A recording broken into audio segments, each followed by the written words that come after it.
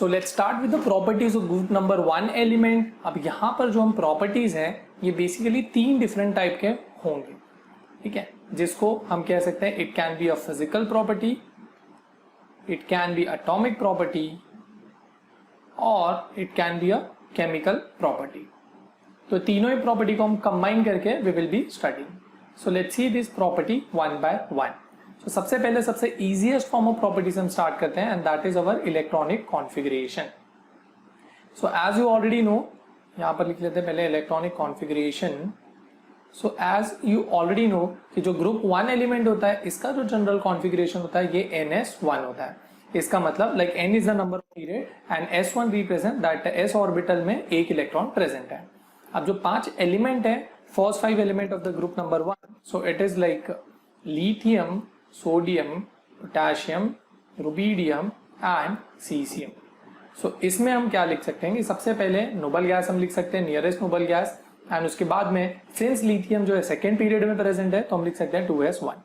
Similarly sodium के लिए we can write like it nearest noble gas that is neon and then third period में present है so 3s1 and so on. Like इस तरीके से आप सभी एलिमेंट के लिए लिख सकते हैं। Like the nearest noble gas then ये हो जाएगा 4s1, इसका nearest noble gas 5s1 and finally इसके लिए हम लिख सकते हैं 6s1।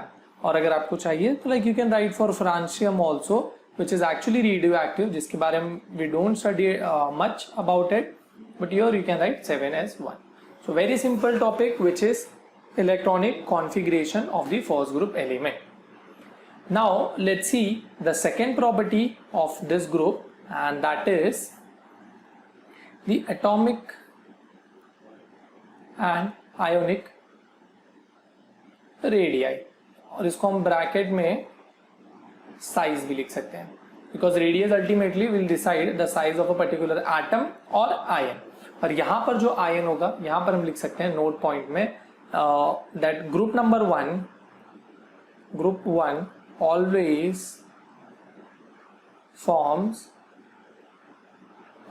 Forms m plus ion. हमेशा ये एक m प्लस आयन फॉर्म करता है, ठीक है, that is metal carrying a +1 charge. अब एटॉमिक साइज आपको पीरियोडिक टेबल में चैप्टर में ये ऑलरेडी बताया है कि as your I can write as atomic number increases so the atomic size increases and the reason is as number of shell increases down the group. Similarly हम ionic ionic radii के लिए भी लिख सकते हैं with same comparison that atomic number increases down the group. So here I can say ionic size increases and the reason is same as number of shells increases, ठीक है। and again all the first group element will always form a cation which is यहाँ पर चाहिए तो हम लिख सकते हैं m plus ion will be formed. So that is why we are just comparing the first ionization enthalpy of all the group 1 elements. अब हम बढ़ते हैं तीसरे प्रॉपर्टी के पास एंड ये है ionisation enthalpy. Enthalpy is basically energy, ठीक है।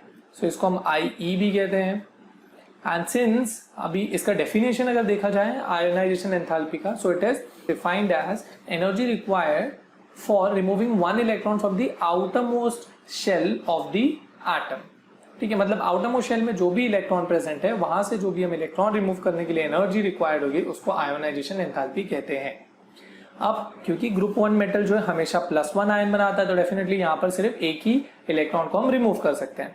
सो यहाँ हम एक और पॉइंट कंपेयर कर सकते हैं before starting ionisation enthalpy, that ionisation enthalpy is a size dependent quantity. इसका मतलब लिथियम के पास 2 शेल होते हैं तो मैं 2 शेल बना लेता हूं।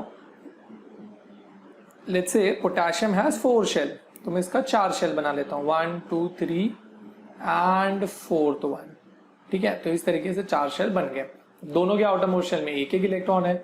सो अब ionisation enthalpy actually depends upon the distance of the nucleus and the outer most electron, ठीक है। इन दोनों के बीच का जो डिस्टेंस है उसके ऊपर हमारा आयोनाइजेशन एंथैल्पी डिपेंड करता है। अब वो भी उसका रीजन है, दैट इज Z इफेक्टिव, ठीक है, that is effective nuclear charge, कितना अच्छे से हमारा न्यूक्लियस इलेक्ट्रॉन को होल्ड कर सकता है। तो इसका बहुत ही सिंपल रीजन है, जितना इलेक्ट्रॉन न्यूक्लियस के नजदीक होगा उतना उसको स्ट्रांगली होल्ड करेगा, एंड जितना इलेक्ट्रॉन न्यूक्लियस से दूर होगा उतना ही वीकली उसको होल्ड करके रख सकता है।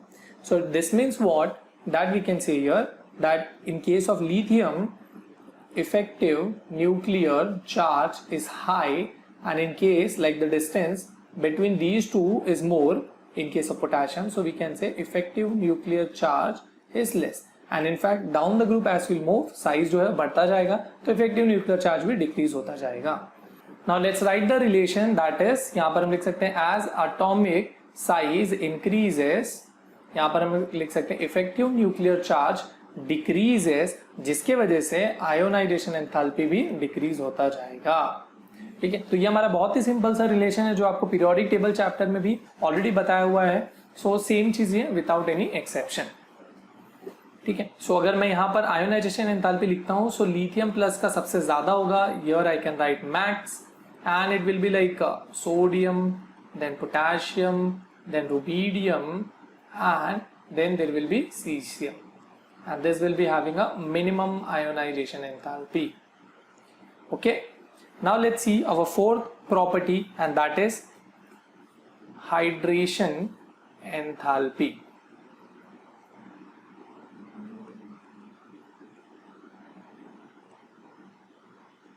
जैसा हमने आयोनाइजेशन एंथैल्पी देखा, that was energy required to form a cation. Hydration enthalpy भी ऑलमोस्ट सिमिलर है। डेफिनेशन इसका देख लेते हैं, not exactly the similar manner, but मैं कहने का मतलब है एनर्जी के टर्म्स में, कि जैसे कि हाइड्रेशन एंथैल्पी का मीनिंग क्या होता है कि जब भी आप एक मेटल को वाटर में डिसॉल्व करते हैं तो उस टाइम क्या होगा कि मेटल के आसपास on the surface water molecule will get adsorb, जिसके वजह से थोड़ा बहुत मेटल स्टेबल हो जाता है, and in turn it will release some amount of energy.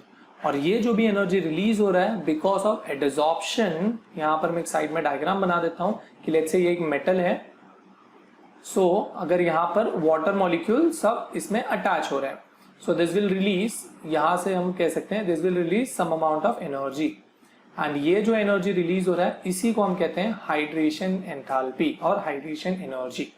So definition is like the amount of energy released when the water molecule is attached or it is adsorbed on the surface of a metal, that is called as hydration enthalpy.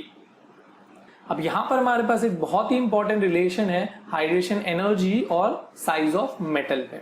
So hydration energy is always inversely proportional to the size of the element और size of the ion of first group element. ठीक है, अब जैसे कि यहाँ पर मैं कह सकता हूँ कि जिस भी एलिमेंट का साइज सबसे छोटा है उसके पास हाईएस्ट हाइड्रेशन एनर्जी होगा। So here I can say, let me write here with some other colour, so I can write here lithium, then sodium, potassium, rubidium and caesium. So here I can say lithium सबसे छोटा है तो उसका maximum hydration enthalpy होगा, and caesium सबसे बड़ा है तो इसका मिनिमम हाइड्रेशन एंथैल्पी होगा। एंड यहां पर हम एक नोट पॉइंट लिख सकते हैं दैट स्मॉलर मेटल और element adsorb more water molecule and hence releases more amount of energy, ठीक है, as compared to the larger size atom, metal or cation. Okay, so this is our fourth property, that is hydration enthalpy.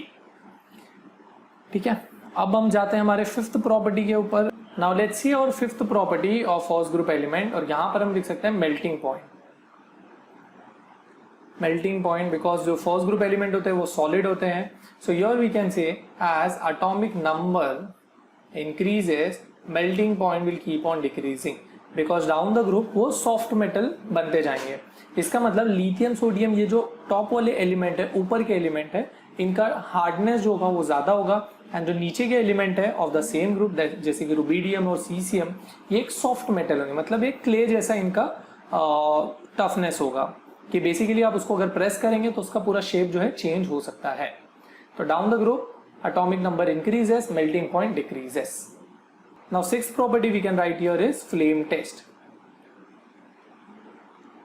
ठीक है. So first group element जो है they are usually silvery white metals, but when they are like burned then they can show different color. जैसे कि मैं let's say यहाँ पर लिख देता हूँ elements और metal and then their respective color.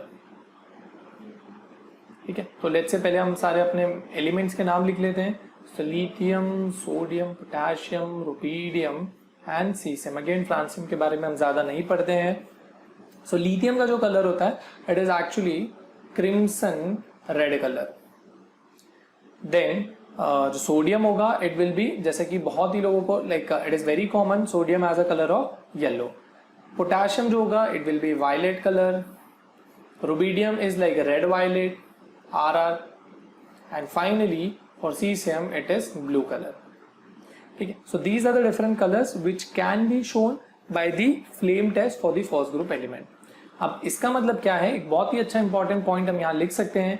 जो भी बच्चे ध्यान दे रहे हैं यहाँ पर they can relate to it कि सर अगर हम ऐसा देखते हैं कि जो फर्स्ट ग्रुप एलिमेंट है अगर वो सिल्वरी वाइट है और हमको पता नहीं है कि वो कौन सा एलिमेंट है, कि lithium, sodium, potassium, rubidium, caesium कौन सा एलिमेंट है वो हमको नहीं पता, तो क्या हम उसको फ्लेम टेस्ट से पता कर सकते हैं कि वो कौन सा कलर शो कर रहा है एंड अकॉर्डिंगली वी कैन से कि ये पर्टिकुलर एलिमेंट जो है कौन से कलर से मैच कर रहा है. So yes, the answer is correct because with the help of a flame test we can identify the name of a particular element और the nature of a particular element. तो note point में हम लिख सकते हैं कि flame test is used to find out the unknown first group element. ठीक है. इनमें से कोई भी कलर में अगर वो मैच करेगा तो डेफिनेटली हमको पता चल जाएगा वो कौन सा एलिमेंट प्रेजेंट है. ठीक है. सो ये रहा हमारा सिक्स्थ प्रॉपर्टी.